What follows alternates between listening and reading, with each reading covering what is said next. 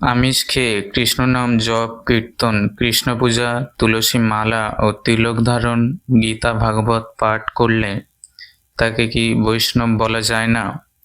এরকমই প্রশ্ন অনেকেই করে থাকেন আপনারা। এই বিষয় নিয়ে আমরা আজকে আলোচনা করব এই ভিডিওটিতে। হরে কৃষ্ণ।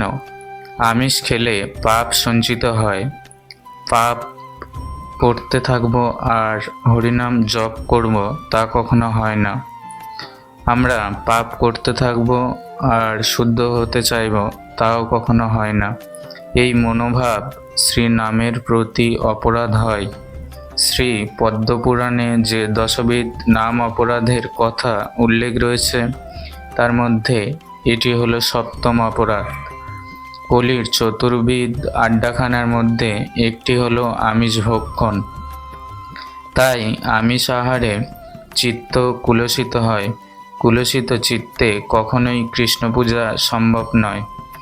আধ্যাত্মিক জীবনে উন্নীত হতে হলে আমাদের সাম্যকভাবে পবিত্র হতে হয়। গীতাতে বলা হয়েছে সত্য সংশুদ্ধি, তুলসী মালা এবং তিলক ধারণ করা ভালো, কিন্তু আমিষ ভক্ষণ দোষে মালা তিলকের মর্যাদা লঙ্ঘন হয়। এরূপ মর্যাদা লঙ্ঘনকারীরা শাস্ত্রমতে অবৈষ্ণবের শ্রেণীভুক্ত।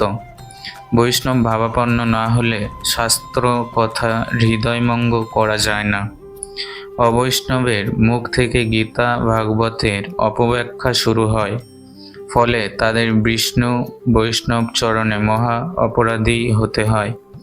আমিষ আহার, চা, জর্দা, বিড়ি, সিগারেট, তামাক সেবন, তাস, জুয়া, পাশা, অবৈধ সম্পর্ক ইত্যাদি নিষিদ্ধ কর্ম বর্জন করা উন্নতিকামী সকল মানুষেরই কর্তব্য। আর একজন বৈষ্ণব ব্যক্তির তো কথাই নেই। হরে কৃষ্ণ।